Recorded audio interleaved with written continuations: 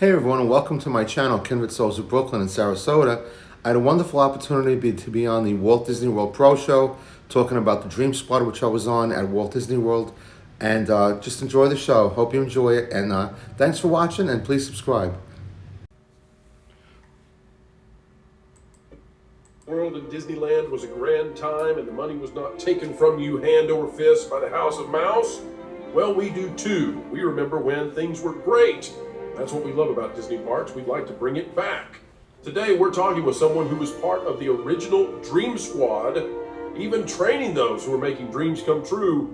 We'll tell you what's changed at Disney parks and where the magic once was.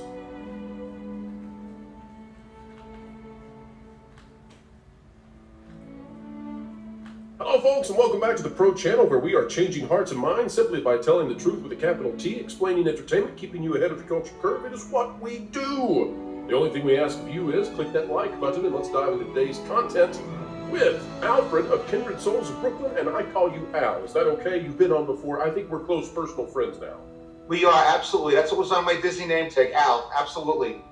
Well, Al, when you were wearing your Disney name tag, part of that time you were doing so, you were doing one of the jobs that everybody out there would have loved to have had, and you were on what was called the Dream Squad. Today, Al, we're looking at a Disney park situation where crowds are low and people are uninterested.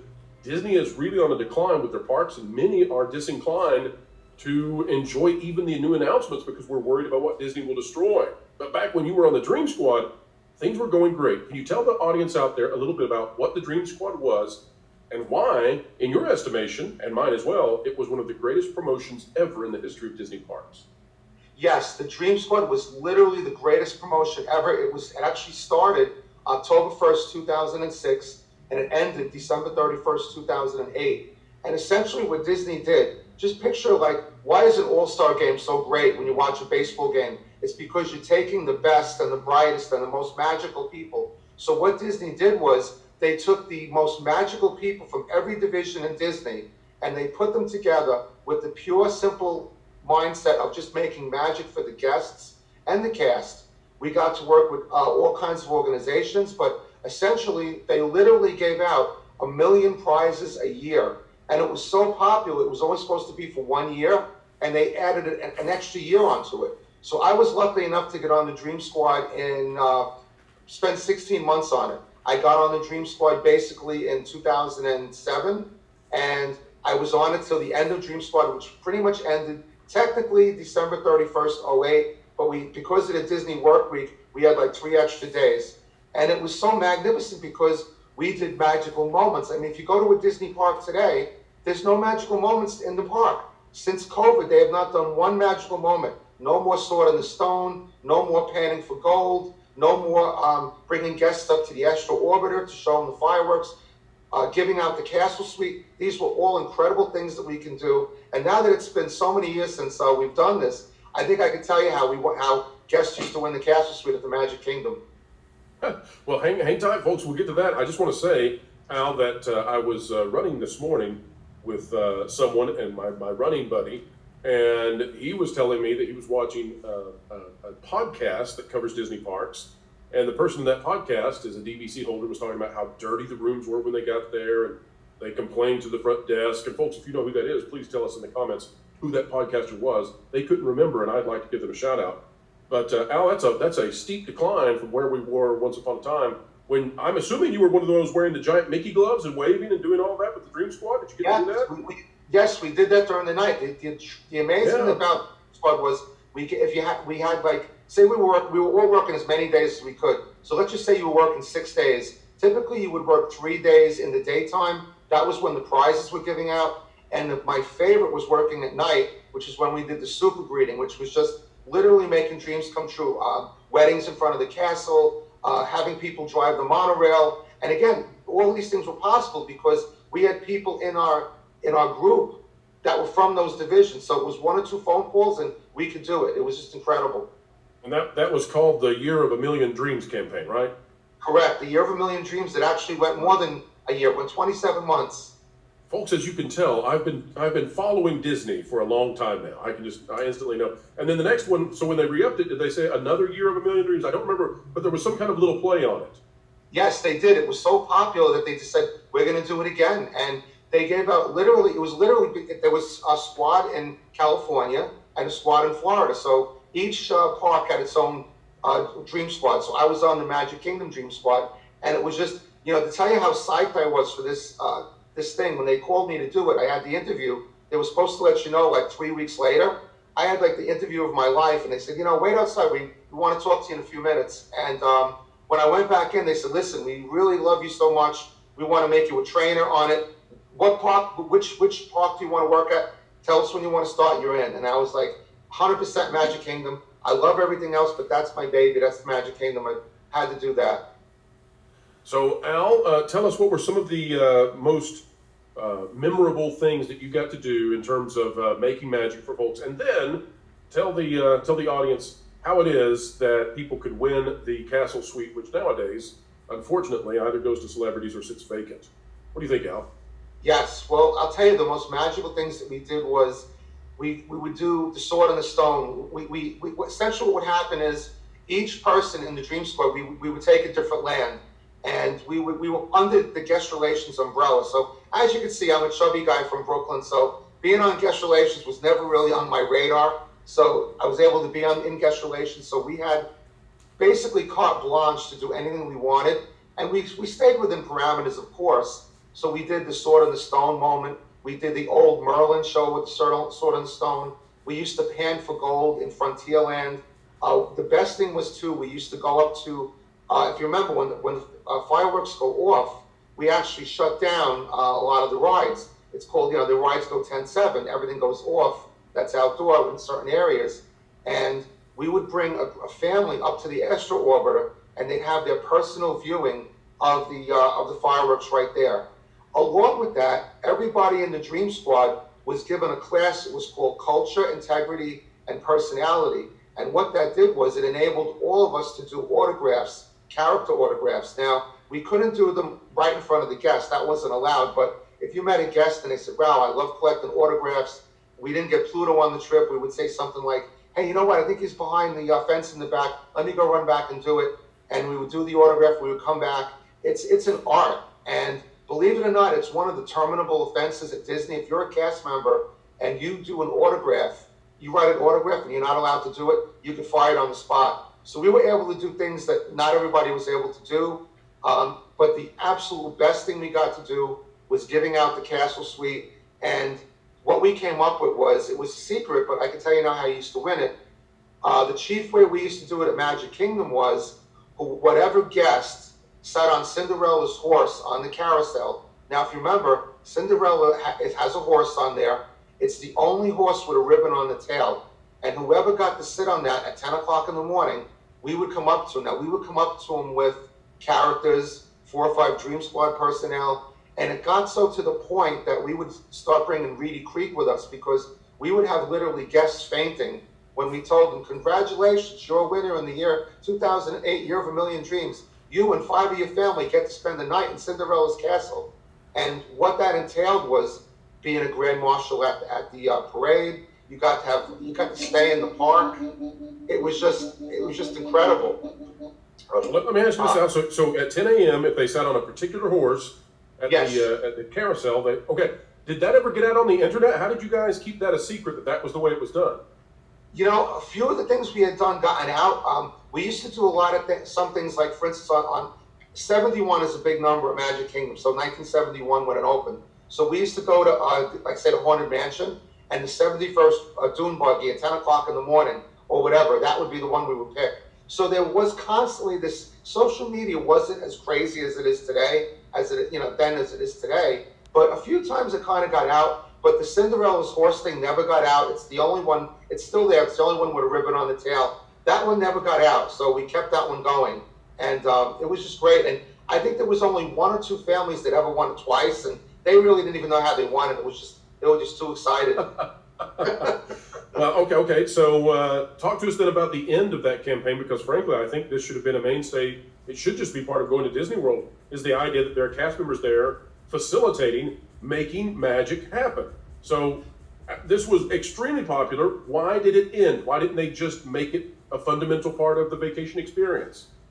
Well, I think logistically it was very hard. They had planned it for 1 year. We had an outside organization making sure that everything we did, we gave out, people remember, we gave out the Year of a Million Dreams mouse ears, we gave out pins, we gave out fast passes. So there was a third party making sure that we were doing everything, legitimately. So it was a lot of work. It really was. And I guess it was, it had gotten to the point where maybe they were ready to do something else, but the something else never really came along. And they did continue a lot of the things that we were doing. I mean, super breeding isn't a new thing to Disney, but like I say, since COVID, they haven't done anything. It's just really, and if you go to the park today, there's nothing much going on. And what was so great about this, nothing going on. I mean, it's hard to believe. And, what was funny too about this campaign was that not only did we do things for the guests, we did it for the casts as well. So, someone had a 50th anniversary. We would make something happen.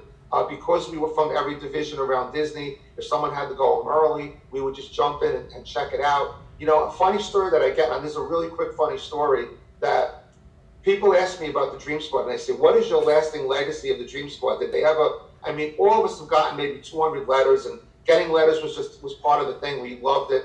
But one of the crazy things that I did was, one day I got a phone call at the Dream Squad office, and they said that the person who was working baby care was going home early because their child didn't feel well and all that, and they needed somebody who was CPR trained. And because in my position that I was coming from, I was CPR trained, I said, okay, I'll go over and I'll do that. So the duty manager had called, and the duty manager said, well, I don't know if that's possible. Men don't work baby care. And I was like, what? Men don't work baby care? What is this? I'm a dad, I'm obviously past the background check. I'm in Disney. It's, we don't really do it. It's kind of, it's very traditional. And I was like, okay, well, I'm here if you need me. So I guess the duty manager called around, and there was no one to work baby care, because these are the old days when Disney used to stay open until 1 or 2 o'clock in the morning. I'm sure you remember those days, Pro, right? Being there late. Al, you're just reminding us all how much the magic is left. Continue on, sir. Exactly. So after the duty manager called around and there was nobody available, I show up at baby care, and there's a woman in there, and she said, what are you doing here? And I'm like, I'm here to help you, because we wore these blue shirts and beige pants, which enabled us to really work anywhere in the park. She said, oh, no, you're not. Men don't work baby care. I said, well, I'm here to make magic for you. If you want to go home and help your kid, I'm here. So, okay, fine, do it, So here it is. I work in baby care. Maybe there was like 2 people who came in all night. We sold the pacifiers. Women came in. I guess the thing was women nursed behind the shades or whatever. That was the whole point of it. But hardly anybody was there. So after 2 hours, I closed it, locked the key, and that's part of the Emporium. So I gave the keys to the manager in the Emporium. I walked away. About a week later, these 2 guys from the Emporium come running down the street as I'm walking down with we all had these satchels of like prizes and little things that we could give out. And he goes, oh, you're our hero. Men are in the rotation to work baby care now. You got us on the board. So I guess my legacy in Dream Squad, other than giving out the castle and stuff like that, is I'm literally the first man ever to work baby care, and it became part of the rotation now. And why do they want to do it? Man, honest, they love the air conditioner in it. That was the whole purpose. I was like, you want to do it? Yeah, we love the air conditioner. So that's my legacy. They love it even more in July and August. Al, were you guys allowed to? Did you have discretion when you saw a family and you were like, you know what, that family is going to get a reward? Did you have any kind of discretion there? Yes. Was it all set up to prevent that? Yes, it was. What happened was that the exact prizes were set up to be given out at a certain time, but we were given complete power to make our own magic. So we had it in our pockets, in our bag. We had this huge satchel, and we had all these certificates in there and prizes, and we could give up to like $50, what they call no strings, and we could just give them, hey, you need a new pair of glasses, or I think it's your anniversary. Why don't you go buy ice cream over here? So we were given a lot of things, and we all had radios which communicated to every division in Disney. So if they had mentioned something like, wow, I'd really love to just stand in front of the castle, when it's over, and just take a few photos, and maybe have one of the characters come out to us, we could make that happen. We had the possibility of doing that, and everybody was on board with it. We had very little resistance from different people working in Disney. Everybody was compliant, and it was just a magnificent time. It was a different era in Disney, And I think they need to go back to this. I mean, shoot, I go back there and volunteer. I'm living in Sarasota, but I'd be on the next car ride back over to train again and work it again, because Epic Universe is going to open up. Disney's losing ground. They need to pull this back to where it used to be, to make people want to go back in Disney again. And in those days, there was no emptiness in September or whatever. It was just, there was a lot of stuff going on. And rides didn't break. It was a truly magical time in Disney, because I absolutely love the company.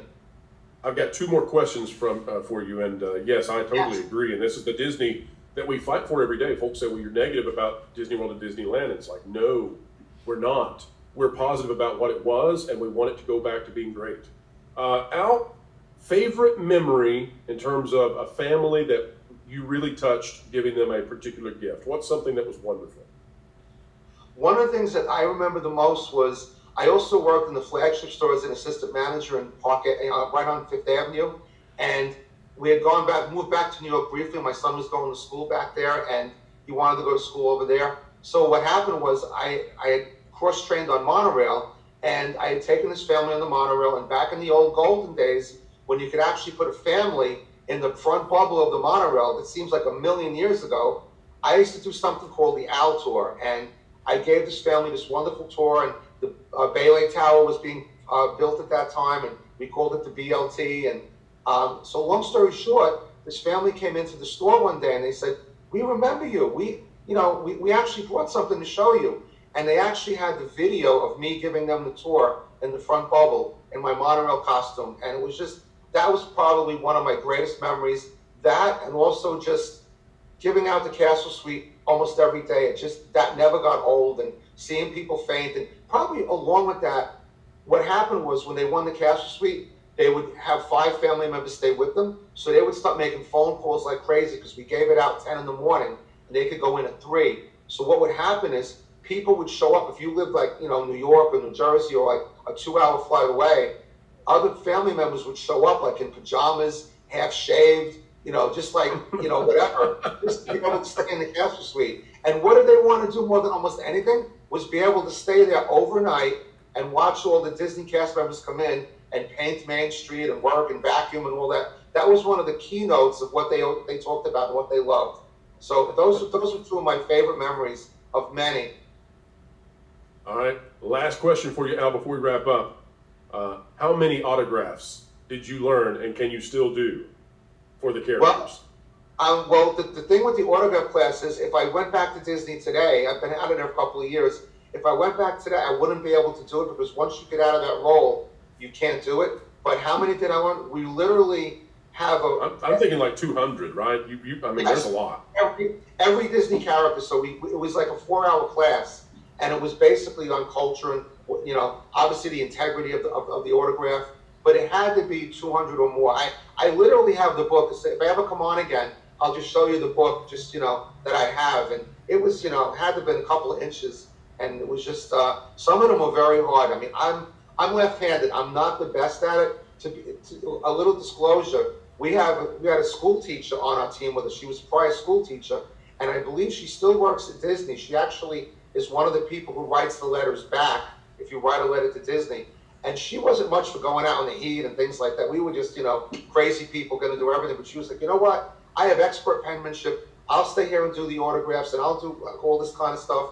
And you guys go out there and make the magic." And she made her own magic. So I could do Pluto and Grumpy and things like that. But as far as the princesses go, they were tough to do. Well, the ones where the cast member is wearing a mask or giant gloves, those are way easier, and it's for a good reason. So exactly, that's exactly right. Those are the ones that I was better at. All right. Well, Al, you are doing a fantastic job, and this is your second time on the channel. I can't wait to have you back on again in the future. We were trying to get you on for the pro show. We're gonna work this out in the future to have you on live. But tell the folks out there about your channel and what you're doing on this great, big, beautiful web. Yes, you can find us over at Kindred Souls in Brooklyn and Sarasota. We're always doing some interesting videos. Just did a great video on Mr. Tambourine Man. I recently found out a couple days ago that it was actually written and recorded for the first time in Sarasota by Bob Dylan. So videos like that. My wife and I go to restaurants. We do a lot of Disney videos. So pretty much anything. And of course, I'm from Brooklyn, so you got some Brooklyn videos in there, some good pizza videos. So we'd love to have you come over to Kindred Souls of Brooklyn. And it's not that big of a channel, so I usually answer pretty much every comment. So love to have you. All right, fantastic, folks. It's now your turn. Don't be a passive viewer, but be an active listener by clicking the like button, share, subscribe, click it, stick it to the algorithms. It is the notification bell. Drop a comment down below. Let us know your thoughts. And tell us, did you ever win one of those magical dreams during the year of a million dreams and the subsequent year that, as you know now, was unplanned? We'd love to hear from you some of those amazing memories. Let us know, too, would you like for Disney to bring this back, and would it restore some of the magic that tragically seems gone?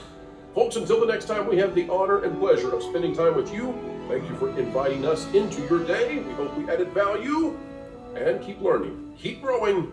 Until the next time, keep having fun.